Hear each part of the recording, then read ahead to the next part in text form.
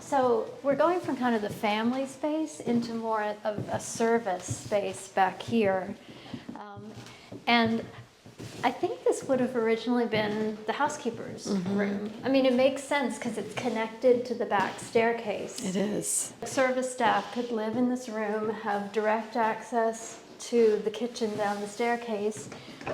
And then there's even their own private door so that people could come up the back staircase, not have to enter the private space of the housekeeper and go into the family space over there.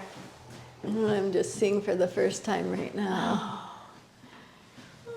Julia, Sarah, Josie, Anna on the white chair. Sweet. Really tall people. So really tall people, yeah, exactly. So this moment is actually a great example of the circulation challenges that we have upstairs in this house. So as I exit here and look down at the stairs that go into the kitchen, I can also walk out to the hall and back in through a separate door. So many doors. We will certainly look at options to potentially remove some, improve the circulation, decide what's the right level of privacy. This may be such an important feature that we choose to keep it. It's charming, but it is not very functional. Yeah, you've got a lot of door interference in this house. It is one of those quirky things, and sometimes the quirks are good and you want to keep them. We also have the challenge, though, of figuring out if we are to make the third floor of this house livable, and we were talking maybe primary suite, that we're going to need a staircase to get up there. And that staircase is going to have to be something more than just the back staircase that we have now. Because what we have now, it's narrow, it's steep. Definitely not code. Not to code, and it's certainly, even from a very, very practical standpoint, we would never get furniture up there. Good point. So charming to maintain for its character and its history, but we are going to need to think about how do we thread in a new stair in an appropriate way as we study the rest of this upstairs. Yeah. Flashlights on. Flashlights on. We're going to head up the very narrow, steep, winding back staircase to this amazing space up here, which is such an opportunity. Yeah, there is an entire third floor. This isn't just an attic and the eaves. This is actually quite an opportunity. Yeah, and I mean, when we look up beyond these rafters or these joists here, it's like the ceiling, just the roof line. We're looking at the underside of the roof, and it just goes way up there. Yeah, these collar ties are significantly lower than the roof ridge above us. So we already know, just based on the level of work that needs to be done, this is going to be a phased, multi-year project. The clients do intend to make this their primary residence. They want to move in sooner rather than later. So we're going to try to prioritize things that make this house structurally sound, updated mechanicals, very comfortable and livable. But eventually they have a dream of making this a primary suite. Yes. So that's down the road a bit, but it's going to be a radical transformation up here. It for sure will be. And I can see the appeal. It's a very charming space, and it's certainly interesting. So right now above us, we have this rigid insulation that was just probably inserted as a quick and easy measure to provide a little warmth. But these collar ties, they're probably at 8 feet, and the roof structure goes even beyond that. So we could potentially expose a lot more space and volume. Certainly we'll have to insulate our way in and down.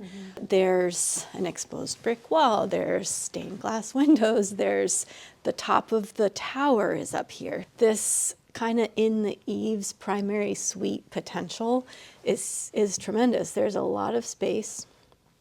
I do think it's going to be, a phase 5 or a phase 10 task to attack it. And this house could be a great candidate for like a double primary suite. I see that a lot, where you're doing 2 primaries. So we can look at the second floor as between now and ultimately getting to this 3rd floor space. We'll certainly study the 2nd floor for opportunities to create a lovely primary suite, and that could bridge the gap between now and when they're ready to do this version up in the 3rd floor. Sometimes it's good enough. That may be the case, and they may decide to not do anything up here or do something different. And I do think there is great benefit to living in a house before doing everything. Absolutely, because there's so much space in this house. So it could be that, this is so tempting. It really to is. use this space because it could be so amazing. Yeah. But there are challenges. I mean, there is, just maybe it's too much space. How do you create that staircase that to give good access up here? You do have to insulate. There are not that many windows up here, and the windows that we do have are, character-defining features. So how do you create more natural light in here? Can you do skylights?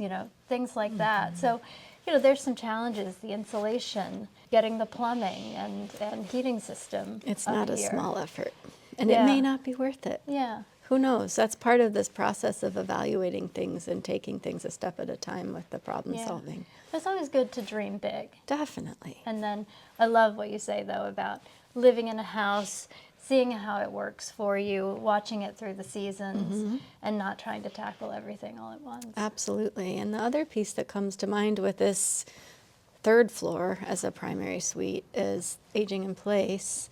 We're not setting this house up for single floor living at all, but it's certainly easier to navigate 1 set of stairs than 2. So if this is, a dream final resting house, so to speak, and that ends up to come into consideration, that's something we'll certainly need to think about.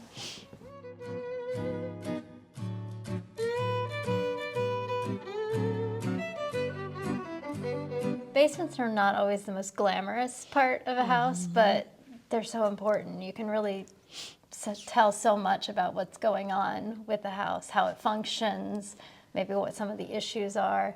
What do you look for in a basement? I tend to look for things like, is it dry as a starting point? Do I smell mold? Do I smell mildew? Do I see water coming in? Is there water ponding on the floor? Is there a dirt floor or is it concrete?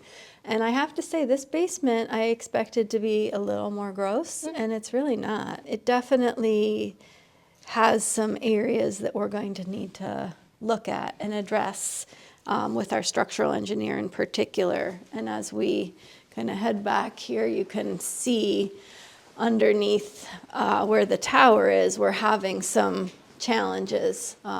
There's a huge beam here that is rotting and deteriorating.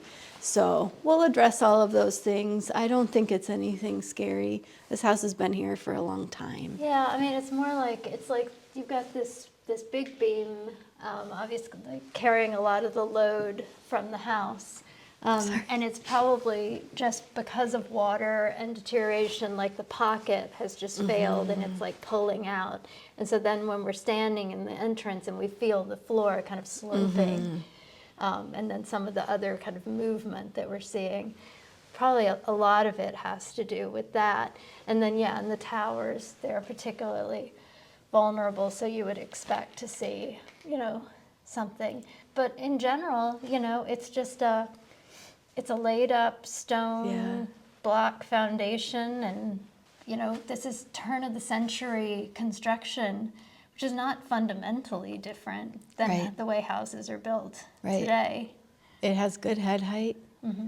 I think there's good access to come through as we start stripping out the old systems and bringing in the new. It gives us a great place to run things. We do see some layers of different mechanicals that have been used. I mean, we're in the city, so we're on municipal water and sewer. You know, we've got an older furnace or boiler that we're probably going to be looking at replacing.